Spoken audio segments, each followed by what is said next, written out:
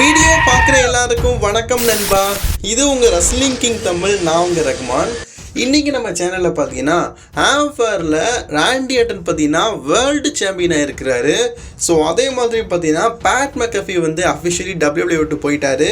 இதே மாதிரி அங்கிள் ஹவுடிக்கு பார்த்தீங்கன்னா டபிள்யூபிள்யூ வந்து இப்படி ஒரு துரோகம் பண்ணிட்டாங்க. வாங்க இன்றைக்கான ரெஸ்லிங் செய்திகளை பற்றி பார்க்கலாம்.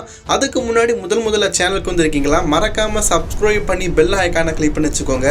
தினமும் போகிற ரெஸ்லிங் செய்திகளை தமிழில் தெரிஞ்சுக்கோங்க.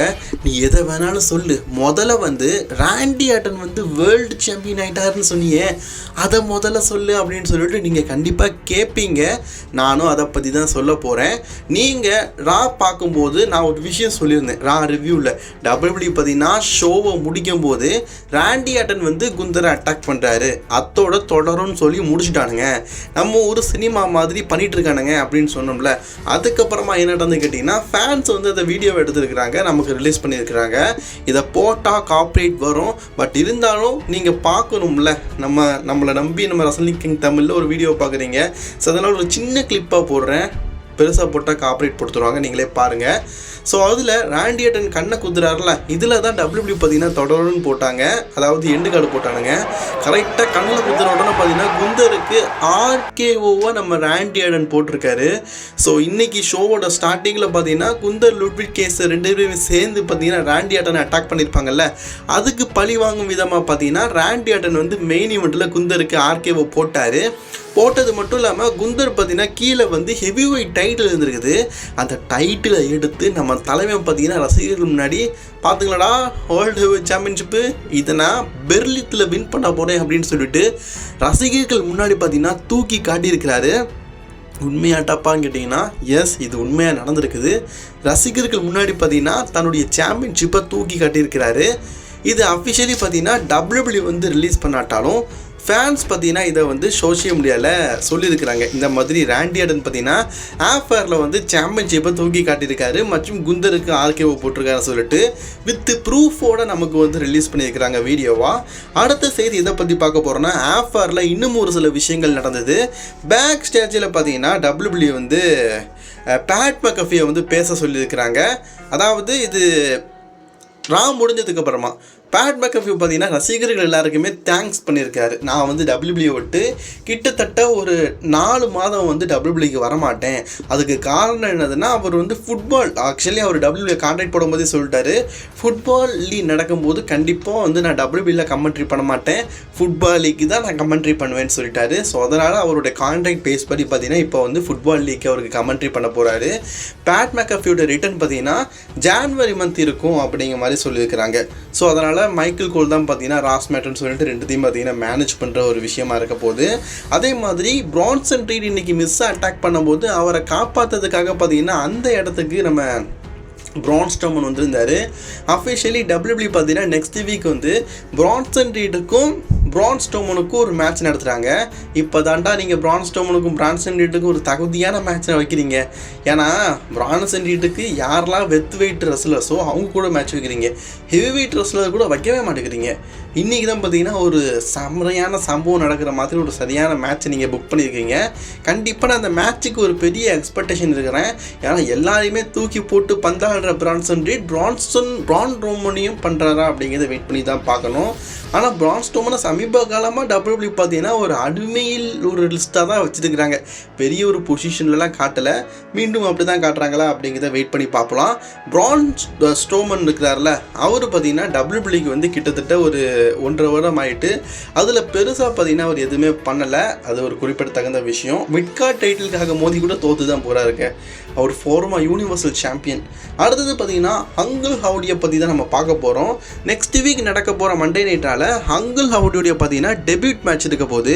இது வரைக்கும் அங்கிள் ஹவுடி டபிள்யூபிள்யூக்கு வந்து 2 வருஷம் ஆனாலும் ஒரு மேட்ச் கூட டெபியூட் மேட்ச் விளாடல. அதுக்கு காரணம் பார்த்தீங்கன்னா அவர் பிரதர் வந்து போனார், இவரோட டிலே ஆச்சு. ஸோ புதுசாக டீம் கொண்டு வந்தார். பட் நான் இதை ஏன் டபிள்யூபிள்யூ வந்து ரால பண்ணுறாங்க? இப்போ போடாலஸ் தான், இப்போது இதுக்கு முன்னாடி நமக்கு தெரியும் போடாலஸ் தான் அங்கிள் ஹவுடின்னு. போர்டால்ஸ்னால தான் நீங்கள் இப்படி பண்ணுறீங்களா? இதுவே பிரே ஒயிட்டுக்கு பண்ணுறீங்களா? பிரே ஒயிட்டோடைய அந்த ஃபீல்ட் கேரக்டருடைய டெபியூட் மேட்ச்சை சம்மர் ஸ்லாமில் பெருசாக பயங்கரமாக பண்ணிங்க.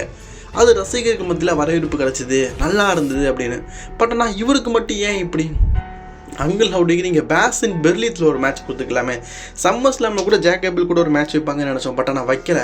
இப்போ நீங்கள் வைக்கலாமே, ஏன் இப்படி பண்ணுறாங்க அப்படிங்கிறது எனக்கு தெரில. ஒரு பயங்கரமான டெபியூட்டு, பயங்கரமான ப்ரோமோ இதெல்லாம் பண்ண ஜாக் கேபிள் மற்றும் இவங்களுக்குள்ள ஒரு மேட்சை ராடாக தான் வைக்கணுமா? என்னை பொறுத்த வரைக்கும் இதை பெர்லித்திலையோ இல்லாத சம்மர் ஸ்லாம்லையோ அடுத்து பேட் பிளட் பேப்பர் இருக்குது அதுலேயே வச்சுருக்கலாம். ஏன் டபிள்யூபிள்யூ வந்து இவ்வளோ ஒரு அவசரப்பட்டு ராலை நடத்துகிறாங்க அப்படிங்கிறத எனக்கு தெரியல. அஃப்கோர்ஸ் அங்கிள் ஹவுடுடைய டெபியூட் மேட்ச் அப்படிங்கிறதுனால நெக்ஸ்ட் வீக் வந்து இது ஒரு மெயின் ஈவென்ட் மேட்சாக தான் நடக்கும், அது நல்லது தான். பட் ஆனால் அது ஒரு பேப்பரியில் நடந்தால் நல்லாயிருக்கும் அப்படிங்கிறது தான் என்னுடைய தனிப்பட்ட கருத்து. இது ஒரு நல்ல மேட்சாக தான் இருக்கும். அங்கிள் ஹவுடுடைய கேரக்டரை டபிள்யூபிள்யூ வந்து பிரேவ் ஒயிட் மாதிரி காட்டலை, இதுதான் உண்மை. என்னதான் பிரேவ் ஒயிட் வந்து அந்த ஃபீல்டு கேரக்டரை ஒரு பெரிய லெவலில் கொண்டு போனாலும் இங்கே அங்கிள் ஹவுடி கேரக்டரை ட்ரிபிள் ஹைச்சால் கொண்டு போக முடியலை. அதுக்கு காரணம் நம்ம வின்ஸ் மேக்மன் இல்லாதது கூட இருக்கலாம். ஒருவேளை வின்ஸ் மேக்மன் இருந்திருந்தால் அந்த அங்கிள் ஹவுடி கேரக்டரை ஃபீல்டு கேரக்டர் மாதிரி படுபயங்கரமாக காட்டியிருப்பார் போல இருக்குது. ட்ரிபிள் ஹைச்சினால் உதாசனப்படுத்துகிறார் போல இருக்குது. என்னையா ட்ரிபிள் ஹைச்சு நியாயமா? தங்கலான் படம் பார்த்துட்டு வெளியில் வந்து எல்லாருமே கதை புரியலையடா அப்படின்னு சொல்லிட்டு மண்டையை சொல்லிடுற மாதிரி இருக்குது. அடுத்தது பார்த்தீங்கன்னா சிஎம் பங்குக்கும் இப்போ ட்ரூ மாக்கிண்டருக்கும் சாப்டர் 2 பார்த்தீங்கன்னா பேசின் பெர்லித்தில் பார்த்தீங்கன்னா ஒரு மேட்ச் நடத்துகிறாங்க. ஆக்சுவலி இவங்க மேட்ச் வந்து இதோட முடிய போகிறதில்ல, பேட் பிளட் பேப்பர் இது வந்து ஃபியூட் கண்டினியூ தான் ஆக போகுது. பட் ஆனால் ஏன் இப்போ டபிள்யூபிள்யூ வந்து பெர்லியத்தில் இந்த மேட்ச் நடத்துகிறாங்க பார்த்தீங்கன்னா இது ஒரு strap match. So strap match அப்படிங்கிறதுனால இந்த மேட்ச் ஒரு இன்ட்ரெஸ்டிங்காக இருக்கும். இதுக்கப்புறமா பார்த்தீங்கன்னா இவங்களுக்கு வந்து ஒரு ஹெலினசல் மேட்ச்லேருந்து பேட் பிளட் பேப்பரில் நடக்கிறது வாய்ப்பு இருக்குது. ஸோ அதனால் இந்த மேட்சை பார்த்தீங்கன்னா கண்டிப்பாக வந்து சிஎம் பங்க் வெற்றி பெறதுக்கு வாய்ப்பு இருக்குது. சிஎம் பங்க் வெற்றி பெற்றார்னா மீண்டும் பார்த்தீங்கன்னா ட்ரூ மாக்கிண்டர் செம்ம கோவம் அடைவார். அப்போது சிஎம் பங்கை மீண்டும் பழி வாங்கிறதுக்கு பழைய விஷயங்கள் எதெல்லாம் பண்ணாரோ அப்போ பண்ணுவார். ஸோ அப்போது இங்கே ஒன்று ட்ரூ மாக்கிண்டருக்கு ஒரு மதிப்பெண், சிஎம் பங்குக்கு ஒரு மதிப்பெண் சொல்லிட்டு ரெண்டு பேருமே ட்ராவ் ஆயிடுவாங்க. ஸோ அவங்களுக்குள்ளே கிடைக்கிற லாஸ்ட் மேட்சாக இதை யார் வெற்றி பெறாங்களோ அவங்க ஒரு டாமினேட்டர் அப்படிங்கிறத நிரூபிக்கும் விதமாக பார்த்தீங்கன்னா ஒரு மேட்ச் இருக்கும். சரி, செத் ரோலன்ஸ் என்னன்னு கேட்டிங்கன்னா செத் ரோலன்ஸ் வந்து ரிட்டர்ன் ஆக மாட்டார். செத் ரோலன்ஸ் வந்து ரெஸ்ட்டில் இருக்கிறாரு. செத் ரோலன்ஸ் ரிட்டர்ன் ஆன உடனே பார்த்தீங்கன்னா பிரான்சன் ரீட் கூட தான் ஒரு ஃபியூட் போவார். அது ஒரு 2 மாதம் போகும். அதுக்கப்புறமா கரெக்டாக பார்த்தீங்கன்னா டபிள்யூபிள்யூ வந்து ஜான்வரி மந்த் வந்துடும். ராயல் ரம்பில் 2 பேரும் மோதிக்க மாதிரி காட்டுவாங்க, சிஎம் பங்கும் செத் ரோலன்ஸும். அதுக்கப்புறமா ரசல்மேனியால தான் பார்த்தீங்கன்னா செத் ரோலன்ஸுக்கும் சிஎம் பங்குக்கும் டபிள்யூபிள்யூ வந்து ஃபியூட் வைக்க போகிறாங்க. அது வரைக்கும் குண்டு சத்தியில் குழம்பை ஓட்டும் கதையாட்டும் ட்ரூ மாக்கிண்டருக்கும் சிஎம் பங்குக்கும் தான் வச்சு மேட்சை கழுத்த இருக்க போகிறாங்கோ. ஆனால் ட்ரூ மாக்கிண்டருக்கு அப்போ ரசல்மேனியா பிளான் என்னவா இருக்கும் அது எனக்கு மேபி தெரில, வெயிட் பண்ணி பார்க்கலாம். நெக்ஸ்ட் வீக் பார்த்தீங்கன்னா டபிள்யூபிள்யூ வந்து இன்டர்கான்டினென்டல் சாம்பியன்ஷிப்பான ஒரு டோர்னமெண்ட் மேட்சை பார்த்தீங்கன்னா நடத்துகிறாங்க. இதில் நிறைய பேர் இருக்கிறாங்க. குறிப்பாக சொல்லணும்னா அவங்க ஜே ஊசோ இருக்கிறாரு. என்னை பொறுத்த வரைக்கும் இதில் கண்டக்டர் நிறைய பேர் இருந்தாலும் ஜே ஊசோ தான் கடைசி வரைக்கும் போராடி அவர் தான் ப்ரான் பிரேக்கர் கூட பார்த்தீங்கன்னா இன்டர்கான்டினென்டல் சாம்பியன்ஷிப்பாக மோத வரப்போகுது. அதே மாதிரி ஒரு முக்கியமான விஷயத்தை பார்த்தீங்கன்னா சொல்லியிருக்கிறாரு. சாமி ஜெயின் பார்த்தீங்கன்னா இப்போதைக்கு ரெஸ்ட்டில் இருக்கிறாரு. அவர் வந்து இன்டர்கான்டினென்டல் சாம்பியனாகவும் சேலஞ்சராகவும் நல்லாவே பர்ஃபார்ம் பண்ணிட்டாரு. அதனால் ஒரு சில நாட்களுக்கு பார்த்தீங்கன்னா அவர் வரமாட்டார். வந்ததுக்கப்புறமா நாங்கள் டேக் டீமாக வந்து மீண்டும் ஒன்றிணைவோம் அப்படிங்கிற மாதிரி ஜே ஊசோ சொல்லியிருக்காரு. சாமி ஜெயினை பார்த்தீங்கன்னா நீங்கள் பல நாள் பார்த்தீங்கன்னா மிஸ் பண்ண போகிறீங்க. சரி, எனக்கும் ஒரு வருத்தம் தான். அதே மாதிரி இன்னொரு முக்கியமான விஷயம், ஜே ஊசோ நெக்ஸ்ட் வீக்கிலிருந்து இன்டர்கான்டினென்டல் சாம்பியன்ஷிப்பான கண்டெண்டர் வச்சிருக்காருல, அவர் மட்டும் இல்லை லுட்விக் கெய்சர் இருக்கிறார்ல அவரு இருக்கிறாரு. அடுத்தது ஷேமஸ் அனாத்த அவரு இருக்கிறாரு. ஸோ அதுக்கப்புறமா பார்த்தீங்கன்னா டிராகன் லீ, ரே மிஸ்டீரியோ இதே மாதிரி ஒரு சில சூப்பர் ஸ்டார்ஸ் பார்த்தீங்கன்னா அந்த கண்டெண்டர் மேட்ச்சில் இருக்கிறாங்க அப்படிங்கிற மாதிரி சொல்லி போகிறது. என்னை பொறுத்த வரைக்கும் இந்த மேட்ச்சில் யார் இருந்தாலும் கடைசியில் நம்ம குந்தருடைய ஆப்பனண்டாக இருக்கும் அப்படின்னு சொல்லப்பட்ட இஜியோ டிராகவா அவரும் இருக்கிறார். நான் ஆல்ரெடி ஒரு வீடியோவில் சொல்லியிருந்தேன், என்ன தெரியுமா, இஜியோ டிராகவா வந்து குந்தர் கூட மோடுற அளவுக்கு இப்போதைக்கு பர்ஃபெக்டாக இல்லை, அவர் மிட்கார்ட் ஹைட்டில் தான் இருக்காங்கன்னு. அதான் மிட்கார்ட் ஹைட்டில் தான் காட்டுறாங்க. சரி, யார் வெற்றி பெற்று பிரான் பிரேக்கர் கூட மோத போகிறாங்க அப்படிங்கிறத வெயிட் பண்ணி பார்ப்போம். என்னுடைய கருத்து நம்ம ஜே ஊசோங்க. உங்களுடைய கருத்தை நீங்கள் மறக்காமல் கமெண்ட் பாக்ஸில் கமெண்ட் பண்ணிக்கோங்க. ஓகே ஃப்ரெண்ட்ஸ், இன்றைக்கான ரெஸ்லிங் செய்திகள் அவ்வளோதான். பிடிச்சிருந்துன்னா லைக், ஷேர், கமெண்ட் பண்ணிக்கோங்க. தொடர்ந்து வீடியோ பார்க்க சேனலை சப்ஸ்கிரைப்